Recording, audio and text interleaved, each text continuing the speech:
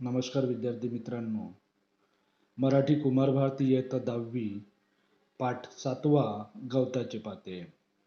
वि. स. खांडेकर. एक श्रेष्ठ समर्पित लेखक. त्यांना अमाप लोकप्रियता मिळाली. मराठी साहित्यामध्ये एका मोठ्या कालखंडात त्यांनी साहित्याचं लेखन केलं आणि म्हणून खांडेकर युग असा त्यांचा कालखंड मानला जातो. त्यांनी अनेक पुस्तके प्रकाशित केले. त्याच्या अनेक आवृत्त्या निघाल्या. वाचक सुद्धा त्यांच्या लेखनाची वाट एका चातकासारखी बघत असे. खांडेकरांनी कथा आहे, कादंबरी आहे, लघुनिबंध आहे, रूपक कथा आहे, नाटक आहे, चरित्रात्मक लेखन आहे, समीक्षात्मक लेखन आहे, अशा विविध आणि विपुल प्रकारचे लेखन केले. मराठी आहे, हिंदी आहे व तेलुगू या भाषेमध्ये चित्रपटासाठी एकूण 18 पटकथा त्यांनी लिहिल्या. कांचन मृग आहे, उल्का आहे, 2 मने आहे, 2 ध्रुव आहे, अश्रू आहे, ययाती आहे आणि अमृतवेल आहे हे त्यांच्या कादंबऱ्या खूप गाजल्या. त्यांच्या कथा कादंबऱ्या अनेक गाजल्या. इंग्रजी आहे, रशियन भाषेमध्ये, झेक भाषेमध्ये त्याचं भाषांतर सुद्धा झालं. खांडेकरांची ययाती कादंबरीला साहित्य अकादमीचं पारितोषिक मिळालं. साहित्य संमेलन, नाट्य संमेलन यांची अध्यक्षपदी त्यांनी भूषवली. त्यांना पद्मभूषण हा भारत सरकारचा अत्यंत सन्मानाचा किताब मिळाला. उदात्त ध्येयवाद हा त्यांच्या साहित्याचा प्राण होता. त्यांच्या कादंबऱ्यामध्ये, त्यांच्या कथा कादंबऱ्यामध्ये नायक नायिका उदात्त मूल्यांसाठी सर्वस्व अर्पण करताना आपल्याला दिसतात. खांडेकरांना 1974-75 सालच्या लेखकांना मिळणारे सर्वोच्च सन्मानाचे ज्ञानपीठ पुरस्कार मिळाले. ज्ञानपीठ मिळणारे खांडेकर हे पहिले मराठी लेखक आहे. रूपक कथा ही खांडेकरांची मराठी कथेला देणगी आहे. आपले जीवनविषयक तत्वज्ञान आणि आदर्श मूल्य यांची मांडणी त्यांनी रूपक कथेच्या माध्यमातून केली. सुवर्णकण आहे, क्षितिस्पर्श आहे, वेचलेली फुले आहे, हे त्यांचे रूपक कथासंग्रह आहेत. यापैकी सुवर्णकण हा खलील जिब्रान यांच्या रूपक कथांचा अनुवाद आहे. प्रस्तुत कथा ही त्यातीलच एक आहे. खांडेकरांनी सृष्टीतील पाने, गवताचे पाते या घटकांच्या रूपकातून माणसाच्या विविध वृत्ती प्रवृत्तीचे, त्यांच्या भावभावनाचे दर्शन या रूपक कथेतून मांडलेले आहे. आपण सुरुवातीला कथेचे प्रकार बघू. यामध्ये विज्ञान कथा आहे, ऐतिहासिक कथा आहे, जातक कथा आहे, साहस कथा आहे, रहस्य कथा आहे आणि रूपक कथा आहे. हे आहे कथेचे प्रकार. आता विज्ञान कथा म्हणजे काय? तर विज्ञानाच्या क्षेत्रामध्ये जे नवीन नवीन शोध लागतात, त्या शोधावर आधारित जे नवीन यंत्र उपकरणे तयार केली जातात, विज्ञानाचा परिणाम, माणसाच्या जीवनावर होणारा परिणाम ही विज्ञान कथेमध्ये येते. ऐतिहासिक कथा म्हणजे ज्या 100 वर्षाचा 200 वर्षाचा जो कालखंड आहे तो आपण बघितला नाही, आणि म्हणून ज्या व्यक्ती आहे, ऐतिहासिक व्यक्ती आहे, थोर महापुरुष आहे, राजे आहे, यांचा इतिहास, त्या व्यक्तींचा इतिहास, तो ऐतिहासिक कथेच्या माध्यमातून, त्याचे प्रसंग आहे, ती माणसं आहे, हे सर्व आपल्याला त्या ऐतिहासिक कथेच्या माध्यमातून ती उलगडता येते. जातक कथा म्हणजे काय? तर गौतम बुद्धाच्या ज्या कथा आहे, पूर्वजन्माच्या कथा, त्या सर्व जातक कथेमध्ये येते. साहस कथा म्हणजे काय? तर पराक्रमी पुरुषाचे ज्याच्यात वर्णन येते, त्या साहस कथा. रहस्य कथा काय? तर गुन्हेगारीचा कधी मागमूसही लागत नाही अशा ज्या कथा आहे, त्या कथा सर्व असाहस कथा असतात. रहस्य कथा म्हणजे काय? साहस कथा पराक्रमाची कथा, रहस्य कथा म्हणजे काय? तर गुन्हेगारीची कथा, आणि रूपक कथा म्हणजे काय? तर अतिशय, कारण रूपक कथा ही लहान आकाराने लहान असते आणि म्हणून अतिशय छोट्या रूपामध्ये की जिथे शब्दही अपुरे असतात पण वस्तूचं परिपूर्ण वर्णन येतं. एखाद्या गोष्टीचं वर्णन करताना ती अतिशय मार्मिकतेने बसवली जाते. जसं आपण म्हणतो व्यवहारात की लहान मूल म्हणजे मातीचा गोळा आहे. आता लहान मूल आणि मातीचा गोळा याचा जो संबंध आहे, कारण लहान मूल म्हटलं की ते उपमेय झालं आणि मातीचा गोळा म्हटलं उपमान आहे. येथे उपमेय आणि उपमान दोन बाबी सुट्या सुट्या आज सजीव किंवा निर्जीव गोष्टी असतात त्या एकत्र दाखवल्या जातात तेव्हा तो रूपक अलंकार होतो. तर अशा पद्धतीनं या कथेचे जे प्रकार आहेत त्यामध्ये विज्ञान कथा, ऐतिहासिक कथा, जातक कथा, साहस कथा, रहस्य कथा, रूपक कथा असे हे 6 प्रकार कथेचे आहे. आपण कथेचे प्रकार बघितले 6. आता रूपक कथेचे वैशिष्ट्य बघू. आता रूपक कथा पहिलं जे वैशिष्ट्य आहे की रूपक कथा आकाराने लहान असते. अर्थघनत्व, आशय समृद्धता, सूचकता, ती परिणामकारक असते, नाट्यात्मकता असते, अलंकारिकता असते आणि संदेशपरता ही रूपक कथेची वैशिष्ट्ये आहे. आकाराने लहान, अर्थघनत्व, आशय समृद्धता, सूचकता,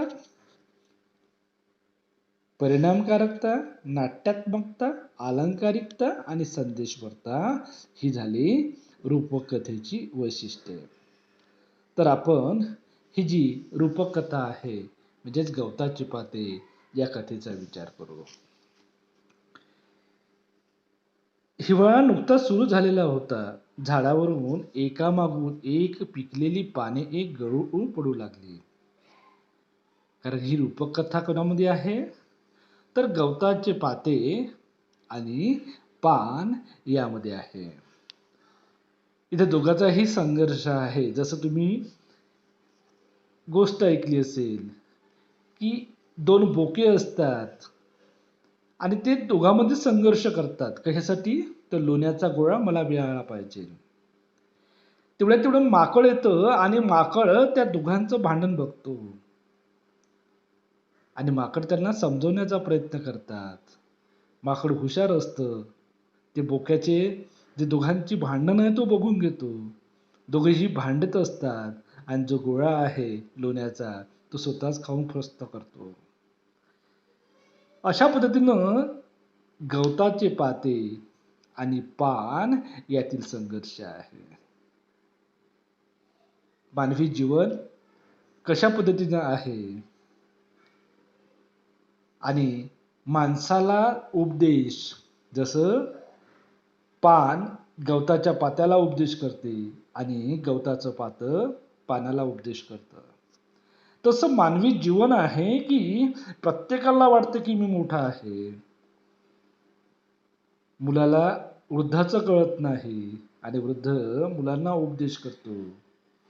तेच किती गिळवतो हे या पाठातून मांडण्याचा प्रयत्न लेखकांनी केलेला आहे. वि. स. खांडेकरांनी केलेला आहे. आणि म्हणून रूपक कथा लहान जरी असली तरी त्याचा अर्थ जो आहे अर्थघनत्व ज्या रूपक कथेची आपण जी वैशिष्ट्ये बघितलेली आहे त्यामध्ये रूपक कथा आकाराने लहान आहे आपण बघितलं पण अर्थघनत्व, परिणामकारकता, नाट्यात्मकता, अलंकारिता, संदेशपरता ही जी वैशिष्ट्ये आहे ती वैशिष्ट्ये या रूपक कथेमध्ये येते. हिवाळा नुकताच सुरू झालेला होता. झाडावरून एका मागून एक पिकलेली पाने गळू पडू लागली. त्याचा आवाज पटपटपट. त्याचा आतो पटपट असा कर्णकटू आवाज, कर्कश असा आवाज. तो आवाज ऐकून धरणी मातेच्या कुशीत झोपी गेलेलं एक चिमणे गवताचे पाते जागे झाले.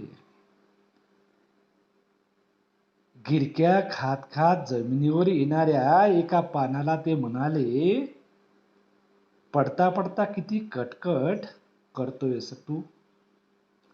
तुझ्या या दंग्यानं माझ्या साऱ्या गोड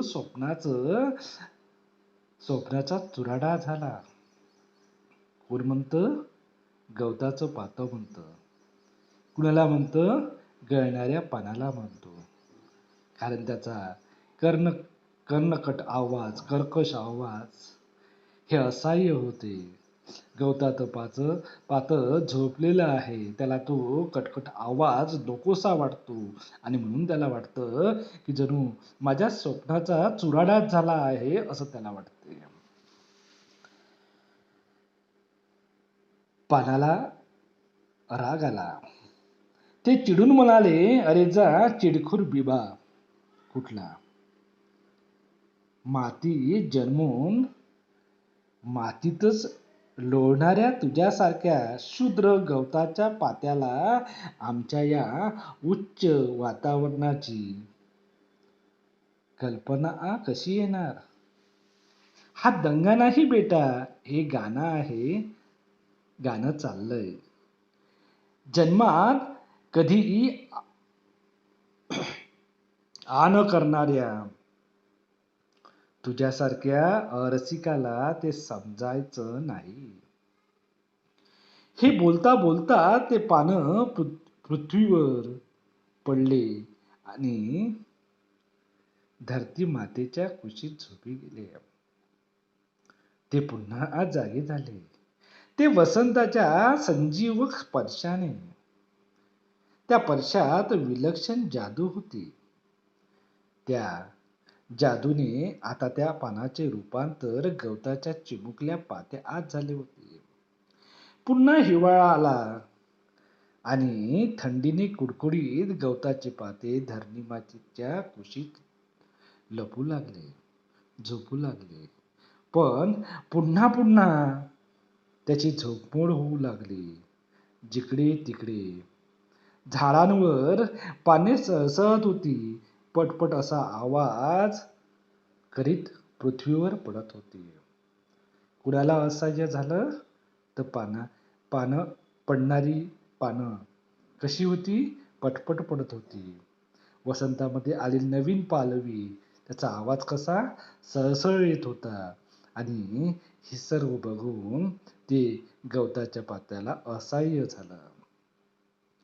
ते गवताचे पाते कपाळाला आठी घालून स्वतःशीच फुटले. कुणाची? तर कपाळावर आठी घाल म्हणजे नेहमी आपण म्हणतो की त्रासिक भाव व्यक्त करते. एखाद्या गोष्टीचा आपल्याला त्रास आला, तो त्रास आपल्या कपाळावर मस्तकावर दिसतो आणि म्हणून त्याला काय म्हणतो आपण? कपाळावर आठी घालणे. स्वतःशीच पुटपुटले, काय ही हिवाळ्यातील पानं. जीव खाऊन टाकला यांनी अगदी. केवढा हा कर्णकटू आवाज. छी छी छी. माझ्या साऱ्या गोड गोड स्वप्नांचा चिंदामिंदा केला यांनी. तर आपल्याला ही रूपक कथा की काय, त्या रूपकथेतून जो अर्थ आहे तो कळला असेल की गवताच्या पात्याला या पानाचं असह्य पण सहन होत नाही, त्याचा त्रास सहन होत नाही, हे या रूपक कथेतून सांगितलेलं आहे. याचा थोडा भावार्थ आपण बघू. रूपक कथेचे भावार्थ. अगदी साध्यासुध्या अशा नैसर्गिक गोष्टीतून मानवी स्वभावाचे विविध पैलू दिग्दर्शकाने करण्याचे लेखकांचे सामर्थ्य कथेत सुंदर रीतीने प्रगट झाले आहे. गळून पडलेली जी पाने आहे मातीत मिसळून जातात आणि पुढे त्या मातीतूनच गवताची चिमुकली पाती वर डोकावून पाहू लागतात. दोघांचेही अंतरंगात खेळणारा जीवनरस एकच आहे. पण झाडावरून गळून पडणारे जे पान आहे ते आपल्या उच्च पदाचा खोटा अभिमान बाळगून गवताच्या पात्याला शूद्र लेखते आणि त्या पडणाऱ्या पात्याचा आवाज ऐकून आपली सुंदर स्वप्ने भंग पावल्याचं तो तक्रार ते पातेही करत सोडते. मानवी जीवनातलेही कितीतरी विसंवाद या साध्या विरोधात प्रतिबिंबित झाले आहेत. तरुण पिढीच्या बेजबाबदारपणाबद्दल बोलणारी वडील पिढी क्षणभर तरी आपल्या तरुणपणातले दिवस आठवते का? आठवण करून घेऊन मग तरुणांवर तोंडसुख घेण्याची तयारी दर्शवते का? आणि वडील पिढीच्या सांगण्याकडे कपाळाला आठी घालून पाहणारी तरुण पिढी तरी प्रौढ झाल्यावर काय करते? तीही जुनाच कित्ता गिरवत बसते ना. कित्ता गिरवणे म्हणजे काय? तर त्याच गोष्टी पुन्हा पुन्हा करणे. बाह्य स्वरूप किती बदलले तरी त्याच त्या मनोवृत्तीची पुनरावृत्ती होत असलेली दिसते आणि पिढीतील अंतर कायम राहते. दुसऱ्याच्या जागी स्वतःला कल्पून त्याचे सुखदुःख जगण्याची किंवा त्याच्या आशी सहानुभूतीने समरस होण्याची प्रवृत्तीच मनुष्यात नाही. मालक आणि मजूर या दोघांच्या स्थानाची अदलाबदल केली तर त्यांच्या स्वभावात काही बदल होईल का? तर गवताचे पाते वि. स. खांडेकर यांची ही कथा की कथा जरी लहान जरी असली, आकाराने लहान आहे, पण अर्थघनत्व अर्थबोध हा मोठा आहे. आपल्याला वाटते की गवताचं पातं आणि पान यातील संवाद, पण हा संवाद जरी साधा वाटला पण त्याच्यात मार्मिकता जी आहे, उद्बोधन जे आहे, त्याचा मर्म जे आहे, तो मर्म खऱ्या अर्थानं काय सांगायचा आहे, तर मानवी जीवन त्यातला जो अहंकार आहे, म्हणजे पानाला वाटते की मी पटपट खाली पडत आहे, गवताच्या पात्याला वाटते की माझं स्वप्न भंग होत आहे, त्याला तो कर्कश जो आवाज असह्य होते, गोड गोड स्वप्नाचा चुराडा झाला असं वाटतंय. म्हणजे कुणीच कुणाला समजून घेत नाही. गवताचं पान शेवटी मातीमध्ये जातं आणि त्याच्यामध्ये ते विलीन होतं. त्या मातीमध्ये त्याचं विसर्जन होतं. शेवटी हे पातं सुद्धा मातीशीच आहे, त्याचा संबंध आहे, तेही मातीतच विसर्जित होतं. म्हणजे या मातृभूमीशी या भूमीशी या गवताचं पातं आणि पानाचा संबंध आहे.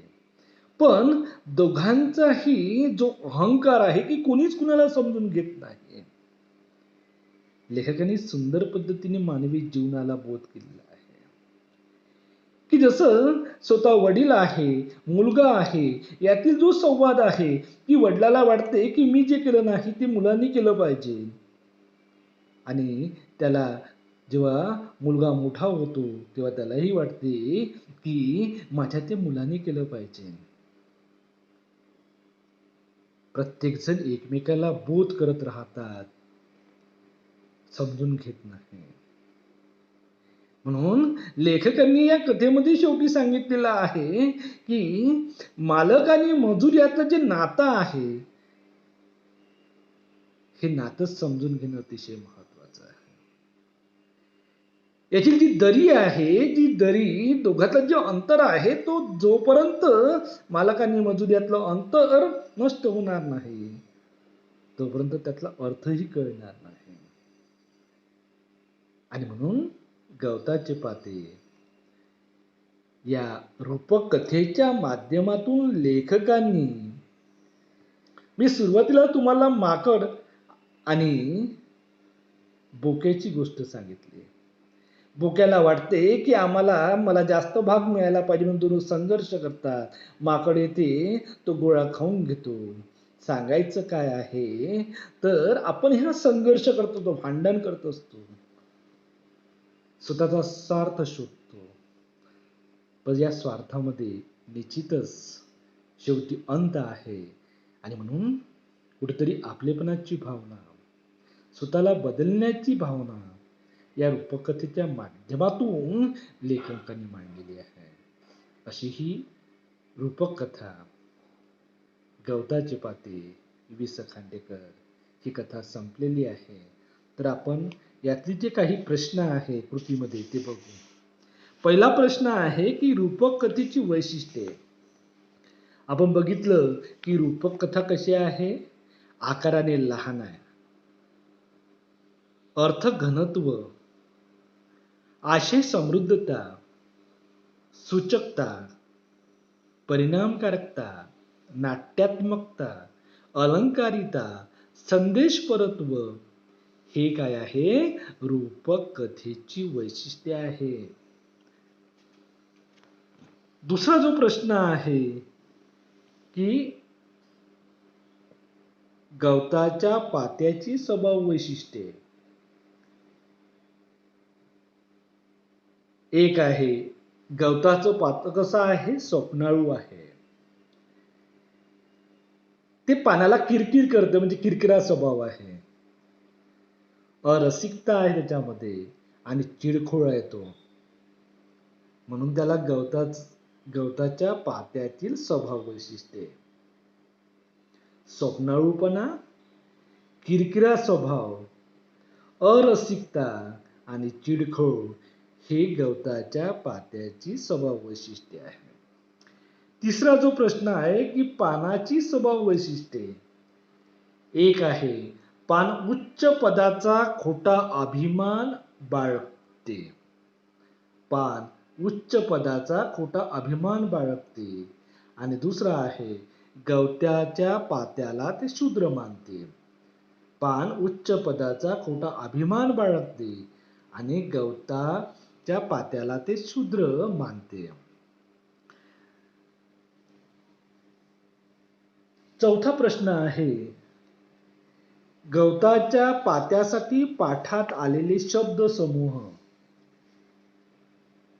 एक आहे चिमणे म्हणतो तो, चिडखोळ बिबा म्हणतो, शूद्र म्हणतो, अरसिक म्हणतो आणि चिमुकले म्हणतो. चिमणे, चिडखोळ, बिबा, शूद्र, अरसिक, चिमुकले अशा पद्धतीने हा स्वाध्याय आहे. धन्यवाद.